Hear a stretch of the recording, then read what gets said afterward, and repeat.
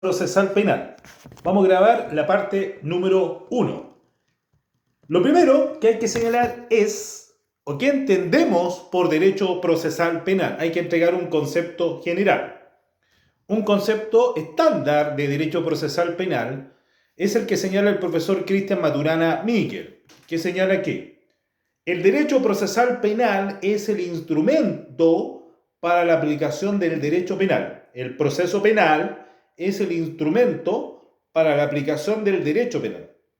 Vale decir, el proceso penal es la aplicación del derecho penal, necesario para mantener la vigencia de un Estado de Derecho, puesto que la pena solo puede ser cumplida una vez que se haya establecido por una sentencia condenatoria ejecutorial. Repito, el proceso penal es el instrumento para la aplicación del derecho penal, necesario para mantener la vigencia de un Estado democrático de derecho, puesto que la pena solo puede ser cumplida una vez que se haya dictado la sentencia condenatoria ejecutorial. Este es un concepto del profesor Cristian Maturana Miquel y Raúl Montero.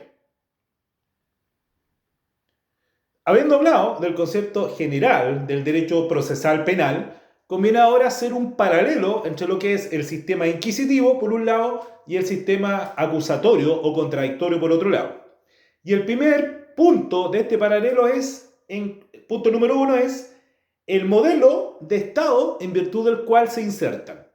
El modelo del Estado en virtud del cual se va a insertar tanto el sistema inquisitivo como el sistema acusatorio o contradictorio. En un sistema inquisitivo, el Estado tiene que ser un Estado absolutista, mientras que en un sistema acusatorio es propio de un Estado democrático y de derecho. Ya vamos a explicar punto por punto. Número 2. El punto número 2 de este paralelo es en cuanto al rol del juez. En un sistema inquisitivo encontramos que el juez es amo y señor, o sea, el juez es juez y parte. Vale decir, al ser juez y parte, el juez en el sistema inquisitivo carece de imparcialidad. En cambio, en un sistema contradictorio, en un sistema acusatorio, se dividen las funciones de investigación, acusación y juzgamiento. Vale decir, hablamos de un juez imparcial, puesto que la función de investigación y de acusación corresponde a un organismo autónomo, Ministerio Público, y la función de juzgamiento corresponde al tribunal oral en lo penal. Tercer punto de este paralelo entre el sistema inquisitivo y el sistema acusatorio es en cuanto al sistema probatorio. El sistema probatorio imperante en un sistema inquisitivo es el principio de la prueba legal o tasada. Principio de la prueba legal o tasada, que quiere decir que la ley señala cuáles son los medios de prueba y la ley da el valor probatorio de cada medio de prueba. Ese es el sistema de la prueba legal o tasada. Mientras que en un sistema acusatorio, en un sistema contradictorio, el sistema probatorio es la libertad probatoria. Cuarto punto de este paralelo entre un sistema inquisitivo y un sistema acusatorio es en cuanto al procedimiento. En un sistema inquisitivo hablamos de un procedimiento escrito y secreto, mientras que en un sistema acusatorio hablamos de un procedimiento oral y público. El quinto punto del paralelo es en cuanto a la carga de la prueba, o el onus probandi, como dicen los profesores procesalistas. En un sistema inquisitivo, la carga de la prueba implica que el sujeto pasivo, o en este caso el reo, el imputado, debe probar su inocencia. O sea, se presume culpable mientras el imputado no demuestre lo contrario. En cambio, en un sistema acusatorio, el imputado se presume inocente en virtud del artículo 4 del Código Procesal Penal. 1, 2, 3, 4, 5. Sexto punto de este paralelo en cuanto al sistema de recursos. En un sistema de recursos, en un sistema inquisitivo, hablamos de una apelación amplia, hablamos de instancias. En cambio, en un sistema acusatorio, la apelación es bastante restringida. La apelación solo va a proceder en los casos que señale la ley. Por ejemplo, es procedente la resolución que declara inadmisible la querella. Es apelable, bien digo, la resolución que declara la inadmisibilidad de la querella. Es apelable la que se pronuncia sobre la prisión preventiva, por ejemplo. Pero la regla general en materia penal es que la apelación es bastante restringida y solo va a proceder en los casos que la ley señala. Octavo punto, en cuanto a las etapas procesales, en un sistema inquisitivo hablamos de dos etapas. Hablamos en primer lugar del sumario y en segundo lugar hablamos del plenario. En cambio, en un sistema contradictorio, en un sistema acusatorio actual, hablamos de, unos dicen que hay 3 etapas, unos dicen que hay 5 etapas. Los que dicen que hay 3 etapas señalan que hay una etapa de, número 1, de investigación.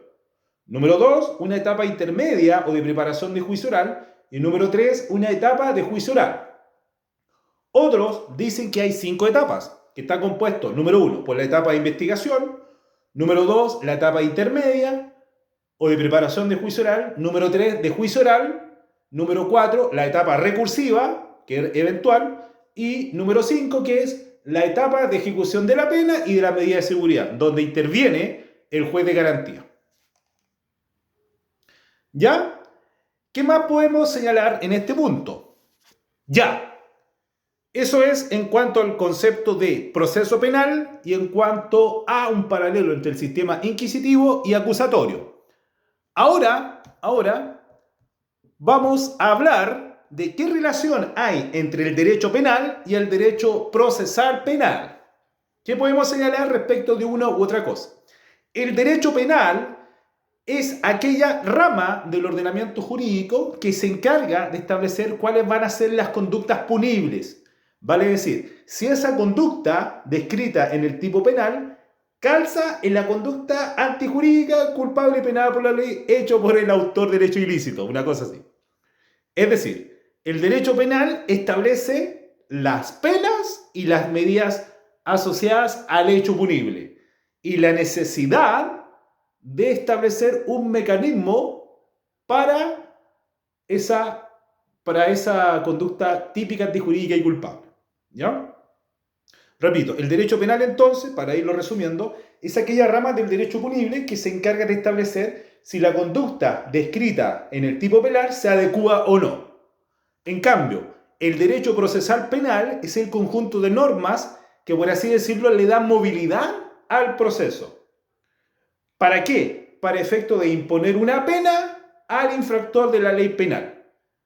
Y por otro lado, se establece el proceso penal porque se prohíbe la autotutela. O sea, vale decir, es el Estado, como detentador del ejercicio de la jurisdicción a través de los tribunales, el que tiene que hacerse cargo de ese conflicto y resolverlo. Y para ello aplicamos el proceso penal. Esa es la relación entre el derecho penal y el derecho procesal penal. Ahora vamos a empezar a hablar de los principios en materia procesal penal. Principios en materia procesal penal. Pero antes de entrar a los principios propiamente tal, tenemos que hablar, por así decirlo, de lo que se llama en el cedulario las disposiciones comunes a todo proceso penal. Las disposiciones comunes, claro, dice, disposiciones comunes al proceso penal. Y después vamos a hablar de los principios, ¿ya? Eso lo vamos a ver en el video número 2.